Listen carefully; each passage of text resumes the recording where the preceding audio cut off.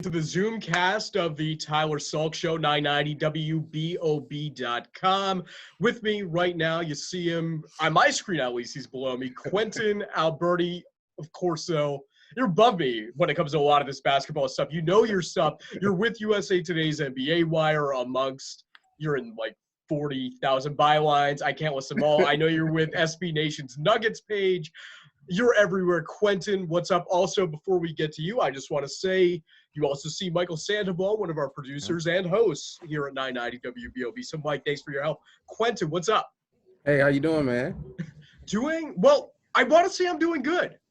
Okay, right where good. I don't have the illness, I don't have the virus, so I can't complain too much. But we're going on now, 2 months without sports. March Madness canceled. The NBA canceled. I'm a big baseball guy. That's who knows where. Maybe they'll be starting up soon. At least we had a UFC fight. But basketball making the news today. You saw the tweets coming from Adrian Wojnarowski of ESPN saying that they're really starting to work out a plan. They're putting out surveys to players, and they're seeing, do the players want to come back? Now, again, we're 2 months gone from sports actually being a thing here in the United States. Yeah. What are we thinking on this, Quenton? Where is the NBA going? Speaking of Woj's tweet, it's kind of like, of course, just like, within NBA, just like with any, like, I guess, community or whatever, like there's going to be mixed reviews or mixed thoughts on it. So you're going to have some guys like a CJ McCollum who they're not really into the whole, coming back right now. But you're going to have some guys like Larry Nance Jr. who are going to be like, and he's not even on a contender team. And he's going to be like, I think this would be a good idea. LeBron obviously wants it to come back, and he's the biggest, most powerful voice in the NBA. Mm-hmm. So I kind of think they're going to lean towards what the star players want to do more than anything. But I also just think that because of how severe everybody now knows, the coronavirus is or how it can be, that they're going to be real cautious with it. So I kind of see the NBA starting up like June, July-ish, and then extending into maybe, August or something like that. And then the next season starts up in December or something like that. Yeah, going back to what you just said, though, I am going to disagree with you on the star players and their perspective, because the big thing that came from Woj's tweet, Quenton, was this is an anonymous survey put out by the NBA Players Association, where there are a few teams who had this in a group text where I think their anonymity is out the window. Yeah. But I think for the large part, though, you won't know the difference between if, I don't know, let's say James Harden is voting one way and throw out the name of a random scrub in the NBA is thinking the opposite way. You won't know who's who. True. That's definitely very true. And I guess it definitely helps so that the NBA isn't trying to be biased towards, the bigger players. But, yeah, just like you said, though, I mean, I'm sure that, there's private lines or, some of the bigger guys probably have Adam Silver's number, and want to communicate directly with him. So he might have to think about it like that. And, the revenue aspect of this is actually a whole nother part of it. Yes, like, it is. I don't really know all the specifics with it, but I do know, just like any business, you don't want to be out of business too long because, it could be real detrimental for you. Yeah, and that it can, where we like to think about it like these guys are billionaires, not even to mention multi-billionaires, or how most of them are, where, they've got all this money. Well, those players make a lot of money. Yeah. The front office executives, they make a lot of money. No income means a completely different atmosphere for what we're looking at. Yeah. And, I do think that is a factor, because we are going to see it happen if this continues for a longer period of time, where players will be said, you and every other player has to take a pay cut. What industry hasn't had something go on like that? Especially ones where people are making a lot of money, where I could see the stars of the league being like, you know what, I'm fine. I've made $50+ million anyway. I could take a little bit of time off, but we'll go to a Rhode Island kid, Jared Terrell from the Timberwolves. Mm-hmm. How much money has he made? He wants to make his buck. I can see those younger guys who haven't come into a payday yet being like, I need my money, man. I haven't been paid. Yeah, yeah, you know, and I guess when like contracts come out, you see the big figures, but you sometimes you don't remember that they get paid, like they get game checks. You know, they're getting paid by game, and so there's no games. I mean, there's no checks, and so yeah, that I could definitely see that like minimum salary players. I could see them definitely pining for the NBA to start back up. You know, everybody wants to be cautious, but you know, people have livelihoods and things of that nature. And so I could see like the revenue being a big, or just money in general being a big part of like whether the NBA starts back up at a certain time frame or not. No, absolutely. Because how do players end up getting that payday? Right?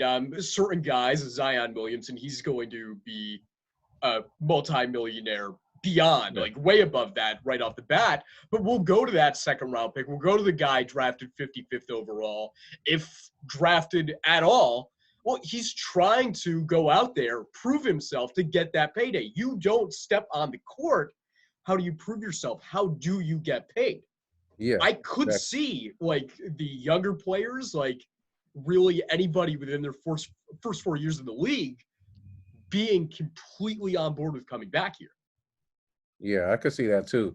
And like I said, I mean, you're always going to get your mixed reviews. There's going to be some guys who feel like it's too dangerous to resume so early, but I just think that the biggest thing for everybody would be for them to feel as if the NBA is taking measures for them to like, you know, keep their risk at a minimum. Now, we know in this world, whether we want to admit it or not, there are leaders, there are followers. Yeah. Right? The NBA, kind of by force of the way it went down with Rudy Gobert and Donovan Mitchell, were the leaders in taking sports off the table. Right? They were the first ones to bow down.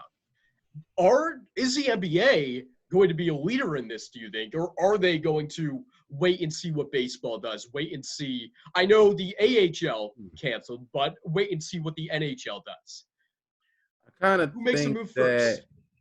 that's interesting because knowing the type of guy that Adam Silver is, I mean, he's a real analytical type guy. So Yes, he is. he might want to wait to see what everybody else is doing, and then make it. Well, I'm not gonna say everybody else, but the major leagues like baseball, for instance, might want to see what they're gonna do, and then be like, okay, we could follow that plan. But you know, the NBA really, I thought, well, in my opinion, the NBA has only really been like a real standout in terms of like civil matters, like you know what I mean, like human rights and like that. They go above and beyond to try to make it known how they feel about human rights and things of that nature. But I feel like something like this, they might take a step back and try to see what other leagues are doing. This is going to take a little bit of a political turn here, Quenton. I hope you don't Yeah. mind. I'm not looking for Oh, your it's fine. political opinion. We'll give the analysis on this. So we know the NBA tends to lean to the left side of the aisle politically. Yeah. We know if it's an Obama White House and you win a championship, you're there. But if it's Trump White House, if you go, you're going to be kicked out of the league, essentially. Even if not by contract, nobody in your locker room is going to talk to you. We know how it goes. We know in America, the right side of the aisle are the ones generally saying, and I know you're in Georgia where Governor Kemp, a Republican, reopened, and the Democrats are upset with that. And it's the case all over the country. The right says, let's reopen. The left says, no, stay closed for the most part. Does the NBA, with their general political leanings, kind of go that way, especially because we know before the political pressures are actually applied, but when they're applied, when you see people saying, oh, well, you guys are like Trump, you want to reopen too soon because you're rich, do we see them succumb to any pressures and maybe see a little bit of a leaning saying, let's not reopen yet? I see that happening. I have never even really thought of that, but I could definitely see them being pressured to, you know, to go the route that they've already gone for like the last, who knows how many years. You know, they're going to be on the left, and they're going to want to stay closed because they feel like that's the more moral thing to do, probably, for lack of a better word. But just like you said, I mean, I'm out in Georgia, and Governor Kemp opened things up, and I mean, just speaking from my experience over here, I mean, I think within the first couple of days of him opening things back up, there was like probably like more than 10,000 new cases, and so that's one of the like the numbers that'll have people worried. but at the same time, things seem to be like leveling out. You know what I mean? Like it's not like still an upsurge in cases, and so I mean, and just like you said, the money was a big aspect of it because I remember I was watching him talk about it. He was talking about how he's been a small business owner and he has friends who are small business owners, and he doesn't want he doesn't want them to have to close down essentially. Uh, so if the NBA decides to not go the route that they've normally gone when it comes to political matters, which is left leaning, and they start to think about the money more, which there's billionaire owners, and I'm sure a lot of these guys are probably on a conservative in some way or the other, especially when it comes to the financial aspect. If money talks, then that's what we're going to see. Now, let's stay on politics just for 1 second, because we know, again, the way that this country has been split politically on this issue. Let's say the NBA is like, we're thinking about reopening. We've seen Donald Trump quote tweet Major League Baseball. Let's say he does that for the NBA and he says, you know what? I think the league should reopen.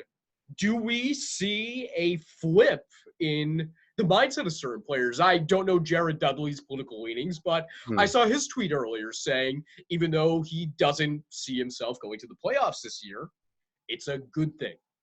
Yeah. Do we see kind of a flip, not Jared Dudley necessarily, but in that mindset of the players when that association with the president gets in there? Because whether you support Trump or not, there's no denying that a lot of people don't want to be associated with him. Yeah, that's pretty much how it is. He's kind of like kind of weird for a president, but he's like a pariah.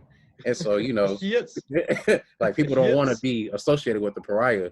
It's just like you said. So if Trump supports it, then who knows? I think that there could be a change in a lot of guys' mind, And like I said, I remember seeing, I think it was last week, LeBron saying he wants the season to return.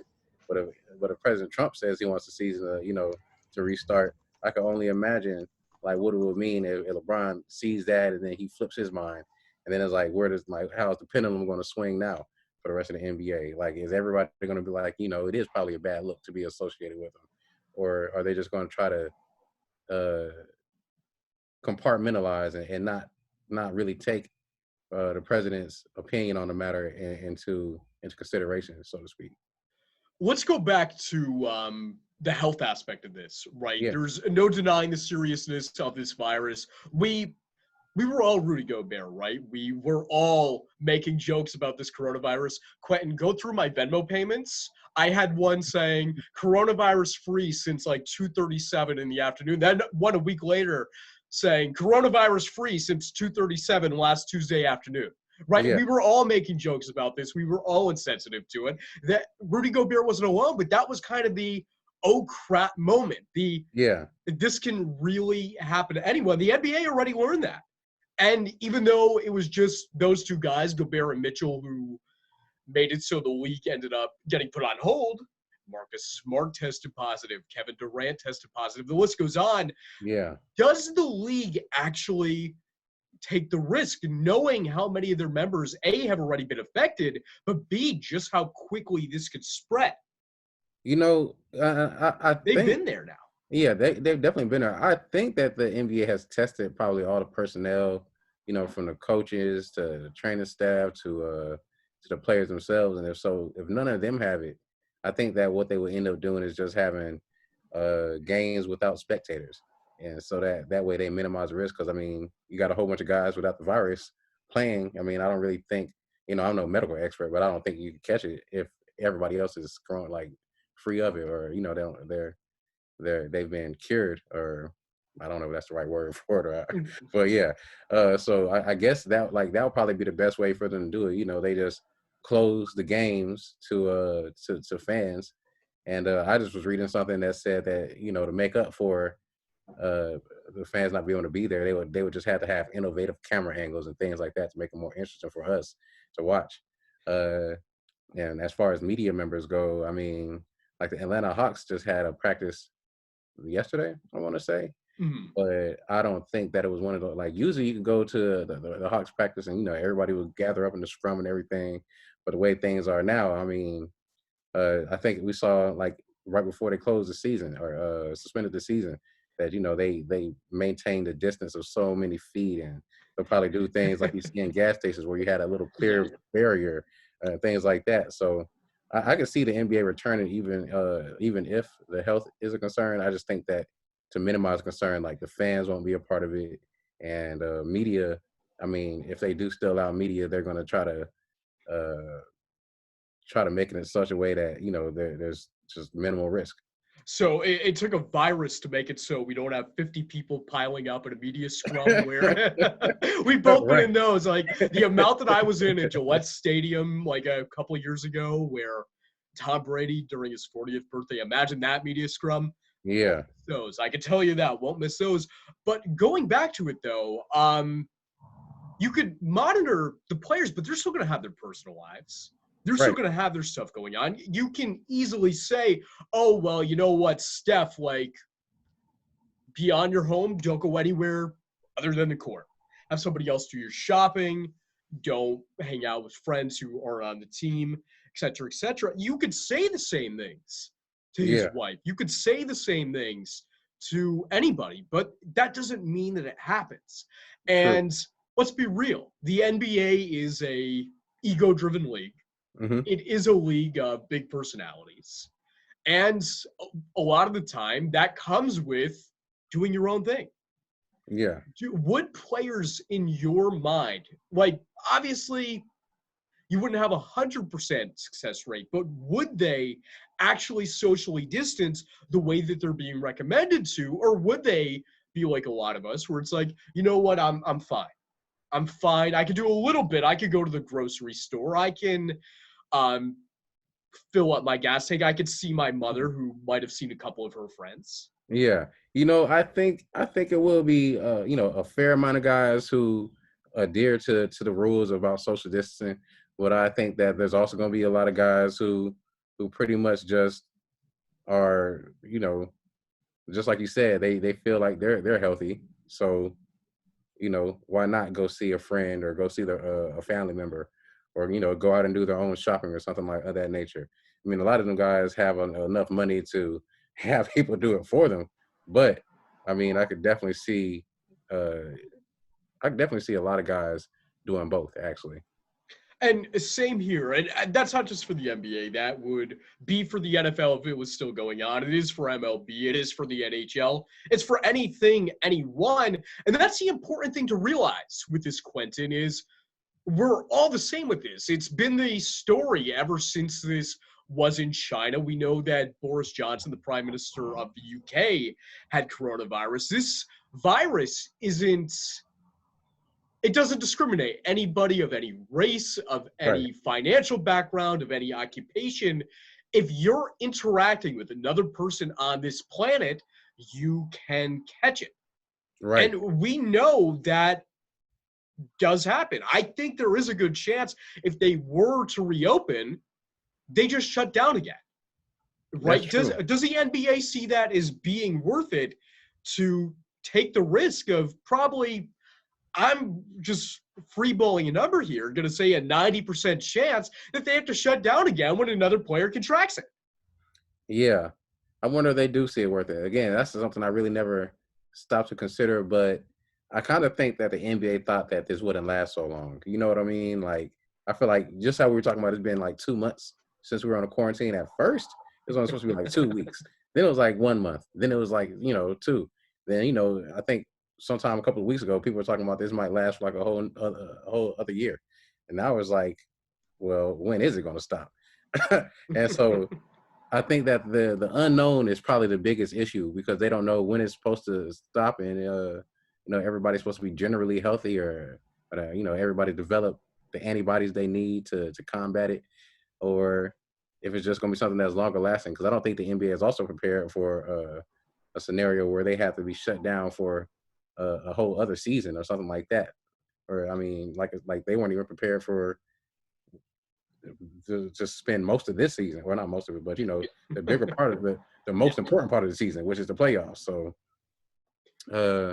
yeah, I think that they probably don't think it's necessarily worth it, but I think they're willing to give things a shot. And like I said, just because of Adam Silver he might see what other leagues are doing.